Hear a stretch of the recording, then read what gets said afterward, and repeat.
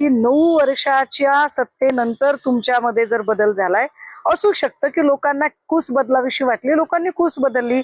याला मी दुसऱ्या अंगाने पण सांगू शकते की भारतीय जनता पार्टीची दिल्लीपासून गल्लीपर्यंत सगळीकडे सत्ता आहे.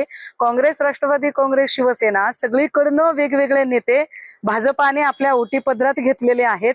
असं असताना सुद्धा काल भाजपा सपशेल तोंडघशी पडलेली आहे.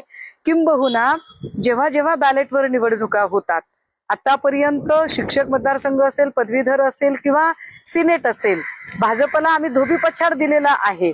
कालच्या निवडणुकीत सुद्धा भाजप सुद्धा अपयशीच ठरलेली आहे. आता शशांकरावांच्या आघाडीला पुन्हा आमचीच आघाडी म्हणणं म्हणजे भाजप आतापर्यंत दुसऱ्याची पोरं अंगा खांद्यावर खेळवते.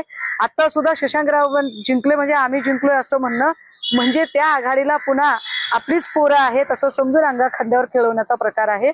पण भाजप सुद्धा काल अपयशीच ठरलेली आहे. असू शकतं की लोकांना कूस बदलाविषयी वाटली, त्यांनी ती बदलली.